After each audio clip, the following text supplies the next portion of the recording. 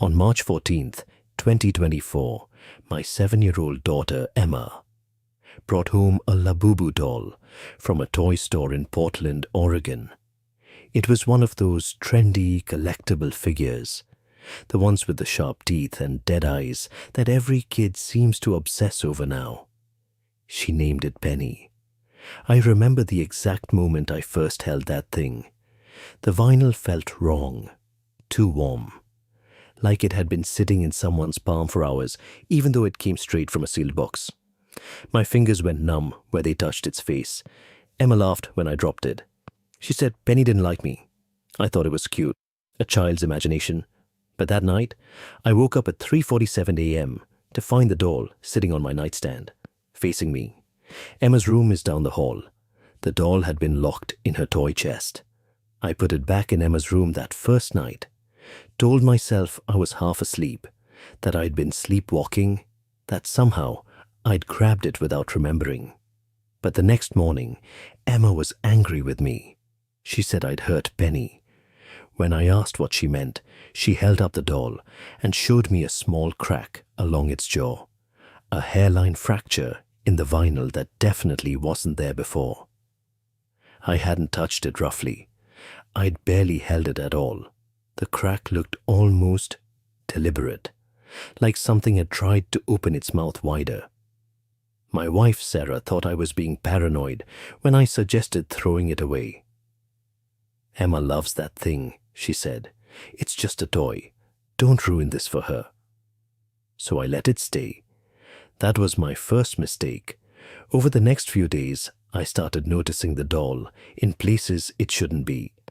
On the kitchen counter in the morning, in the bathroom when I showered, sitting on the stairs at night when I came home from work. Emma swore she wasn't moving it. She'd get this strange, distant look in her eyes when I asked her about it, like she was listening to something I couldn't hear. Then she'd smile and say, Penny likes to explore. The doll's expression never changed, but I swear its eyes followed me. Those black, glossy eyes with the tiny white pinprick reflections. I started avoiding rooms where I knew it would be. I felt watched in my own home. On the 8th night, I heard the whispering. It was 2:33 a.m. I know because I'd been lying awake, staring at the ceiling, unable to shake the feeling that something was standing beside the bed.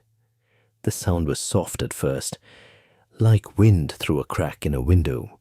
But we don't have any windows open in March. It's too cold. The whisper grew clearer. A voice, high-pitched and childlike, but wrong somehow. The cadence was off, too measured, too deliberate for a child. It was speaking in a language I didn't recognize, but the tone was unmistakable. It was angry. I turned on the light. The room was empty, but on Sarah's pillow, right next to her sleeping face, was Penny. The doll's mouth, the crack had widened. It looked like a smile now, a too wide smile that split its face almost to the ears. I grabbed it and walked straight to the garage. I found a toolbox and a hammer. I was going to destroy it. I needed to destroy it. But when I raised the hammer, my arm locked, completely frozen. My muscles seized, and a pain shot through my chest so intense I thought I was having a heart attack. I dropped to my knees, gasping. The doll fell from my other hand and landed upright, standing, facing me. The pain stopped immediately. I sat there in the cold garage for 20 minutes, shaking, too terrified to touch it again. When I finally went back inside, I left it there on the concrete floor. In the morning, it was back in Emma's room. My daughter started changing after that. Small things at first. She stopped eating her favorite foods. She'd sit at the table, staring at her plate, whispering to Penny in that same strange language I'd heard in the night. Sarah noticed too, but she blamed it on a phase. Kids go through phases, she'd say, but this wasn't a phase. Emma's eyes looked hollow. She stopped playing with her other toys, stopped watching her favorite shows. She'd spend hours in her room with that doll, and when I'd check on her, she'd be sitting perfectly still on the floor, the doll in her lap, both of them facing the door, waiting.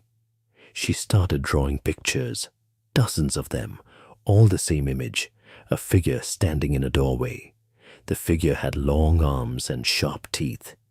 In every picture, there was a small shape on the ground in front of it. When I asked Emma what the shape was, she said it was me. One night, I heard Sarah scream. I ran to our bedroom and found her sitting up in bed, sobbing. She said she'd had a nightmare.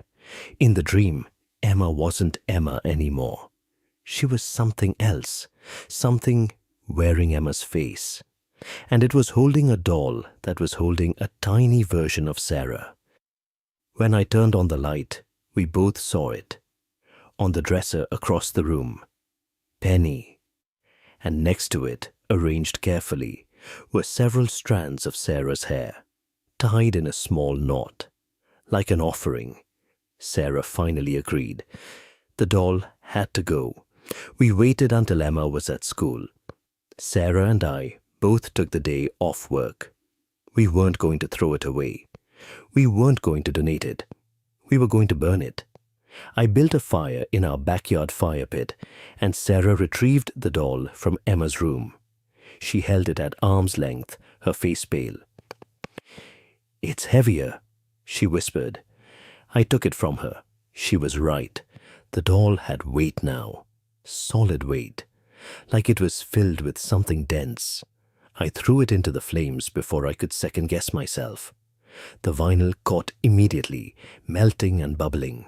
Black smoke poured from the fire, thick and oily, with a smell like burning hair and something else. Something rotten.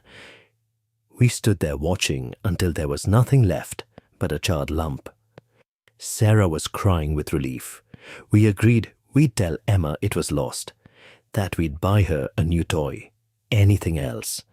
When Emma came home that afternoon, she walked straight past us without a word. Went up to her room, closed the door. We heard her talking to someone. 20 minutes later, she came downstairs, holding Penny. Completely intact, not a mark on it, not a single scratch. She looked at me with eyes that weren't quite hers anymore and said, "Penny really doesn't like you, Daddy. You shouldn't have done that." I checked the fire pit. The charred lump was still there, but so was the doll in my daughter's arms. That was 4 days ago. Since then, things have accelerated. I wake up every morning with new bruises on my arms and chest, small, finger-sized marks, child-sized. But Emma never comes into our room at night. At least, I don't think she does. Sarah has stopped speaking to me. She sits in the living room for hours, staring at nothing, occasionally whispering something I can't quite hear. When I try to talk to her, she looks through me. Yesterday, I found a letter on my pillow, written in crayon, in Emma's handwriting, but the words were too complex, too deliberate. It said, "Penny wants to show you something, tonight, in Emma's room. Come alone. The door will be open. I know I shouldn't go."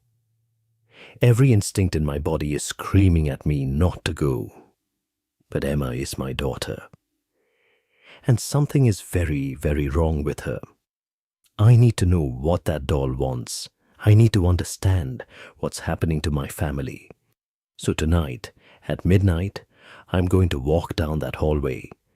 I'm going to open Emma's door, and I'm going to face whatever is waiting for me in that room. I am recording this message on my phone and uploading it to scheduled send. If you're hearing this, it means I didn't stop it from sending. It means something happened. And it means you need to listen very carefully to what I'm about to tell you. It's 11:47 p.m. now. I can hear singing coming from Emma's room. That same language, that same wrong cadence. The door is open, just a crack, and I can see movement in the darkness, shadows that don't match the nightlight. I'm going in now, but before I do, I need you to know something. Last night, I did research. I found the store where Emma bought the doll. I called them. They said they've never sold Labubu dolls. They don't carry that brand, never have. When I described the store location Emma took me to, they said there's no toy store at that address, just an empty lot. There has been for 6 years. So if Emma didn't buy Penny, where did it come from? And why did it choose her? Why did it choose us? The singing is getting louder. I have to go now. If I don't come back, don't let your children bring home dolls you don't recognize.